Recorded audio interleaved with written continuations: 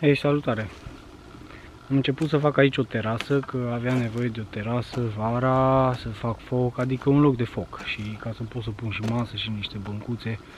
Așa, aș amenaja pentru vreo 6, 7, 8 persoane, ca să pot să fac grătar. Și am săpat, am făcut un fel de platformă, a ieșit foarte fain. Dar încă nu știu ce să pun deasupra, să fac fain ca să nu fie noroi, că acum e un noroi de Doamne ferește.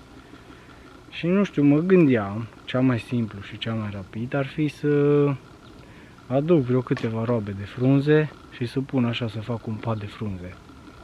Ceea ce e natural, e foarte fain, dar și mă mai gândeam la o variantă, dar nu știu cât ar fi de ok, că aș folosi foarte multă scândură și greu de adus cumva, că nu mai pot urca cu jeep aici, dar ar fi o grămadă de scândură și ar fi foarte fain cu scândură. Aici jos am filmat în ultimul rând. Da, arată bine, da, și e fain că e sus, așa, mai curăț în grădină, mai curăț plantele. Hai să iau ca sau bă, las așa, cred că se vede bine. Și o să fac foarte fain. Deja arată foarte bine, dar aș mai face. Aș mai face că, uite, e ianuarie și încă e vreme de toamnă. Nici nu știu dacă o să mai vină frigul. Nu știu de ce se întâmplă asta. O nins ieri un pic, ieri n-am fost acasă, am fost plecat aseară. Și numai dimineața am venit și de-aia și sap un pic, că parcă mă simt în formă, știi? Că dacă plec o perioadă, parcă simt așa nevoia să fac ceva hardcore, cum a fost și aici. Am mutat în pământ foarte mult, adică au fost vreo 10 roabe și plus foarte mult a fost. Plus că am cărat butoiul, am făcut un pic de ordine. Nu, am niște musafiri weekendul viitor și vor să facă grătar. Și chiar n-aveam unde. În spate acolo mi-am pus eu toate sculile și nu mai am loc. Și sunt multe chestii care mi le trebuie de mine, câteodată chiar nu știu ce o să fac cu ele. Da, tot mi le trebuie, că nimic n-aș arunca. Abia arunc gunoiul, care sunt niște pungi de alea. Ăla-l arunc. În rest n-arunc nimica. Și conserve de aluminiu le țin. Că le folosesc la tot felul de chestii. Și alea mici și alea mari. Mai ales alea cu forme sau alea rotunde foarte noi. Arată foarte bine. Și pot să fac foarte multe chestii din ele. Și îmi pare rău să le arunc, aia e cu reciclatul la nivel foarte înalt, să zic așa. Reutilizez tot ce pot. Am înaintat destul de bine săptămâna asta, am făcut chestii foarte interesante. Fac așa un rezumat pe ziua de azi e sâmbătă, mâine nu mai lucrez, cu duminica nu mai lucrez așa hardcore. Mai mult în casă, chestii așa micuțe, detaliate. Am camera aia, se vede acolo, e acoperită și vreau să o închid. Am început deja să pun tocul, urmează să pun niște geamuri. Mi-a venit o idee foarte faină, că am tot lucrat acolo la seră și pe colțul ăsta de aici, pe exterior, aveam folie, aveam două rânduri de folie așa și pe exterior am pus niște scânduri, că se văd alea acolo. Stai că vi le arăt. Alea de acolo, le vedeți?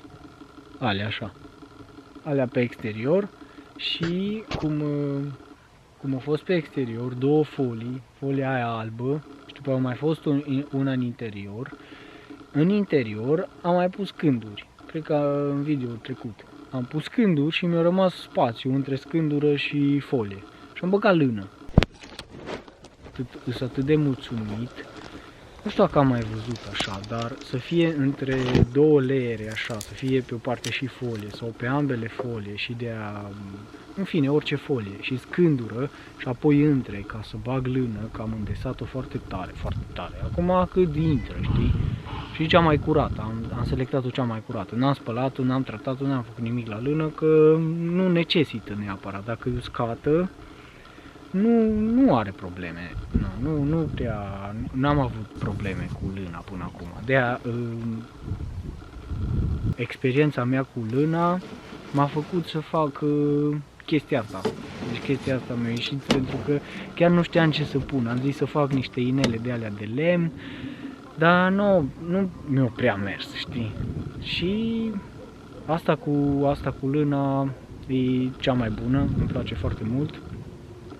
Și acolo, cum v-am zis, camera aia, de se vede acolo, aia o să, între stâlpii de rezistență, o să pun câte un geam, unde se termină geamul mai pun un stâlp de lemn și unde rămâne pe partea de jos sau pe unele părți în care nu mai pun geam, o să pun tot așa, pe exterior scândură și pe interior iară scândură, dar cu folie între și bag lână. Și așa izolez foarte bine, că mă gândeam la cob, dar merge și cobul, nu zic. Numai că am unele părți în care nu am o structură foarte solidă. Nu încep de jos să zici că ai o fundație foarte solidă și faci cu lut. Și cumva e deasupra camera, deasupra pivniței. Că îmi ploua în pivniță și o trebuie să schimb acoperișul și am zis că decât să schimb acoperișul sau să-i fac numai unul așa, am zis mai bine mă ridic cu niște stâlpi și fac alt acoperiș, mai fac o cameră de depozitat, un fel de... Mă gândeam eu chiar să-mi fac un atelier acolo, că după atâta timp eu încă n-am atelier și chiar simt nevoia că am multe chestii, vreau să fac foarte multe și mi-ar trebui o masă foarte mare cu menghină, cu chestii care știți și voi, cred că băieți, dacă meșteriți pe acasă, știți cât e de important un atelier de lucru. E foarte bun. Cam în orice domeniu vrei să faci, la țară, atelier de lucru, frate. E demențial. Ăla trebuie la fiecare casă, fiecare gospodărie trebuie să aibă. Că tot timpul meșterești ceva, tot timpul se strică ceva, tot timpul trebuie să-ți vină tot felul de idei ca să soluționezi niște probleme.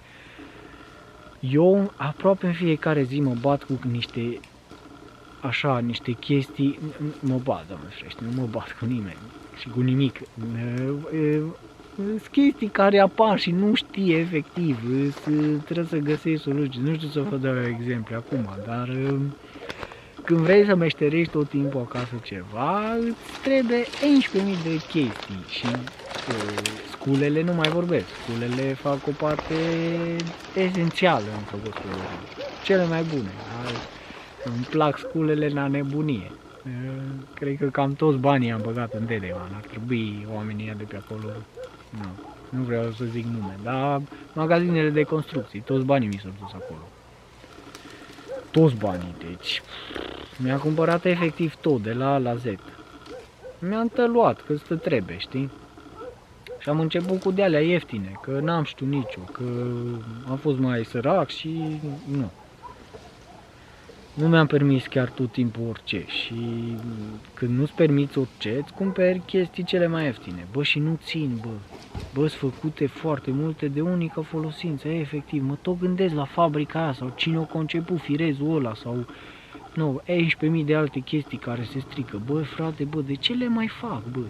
Burghiuri de lemn care când încercam să bag se învârtea efectiv, se îndoia de la prima utilizare burghiul, se strica.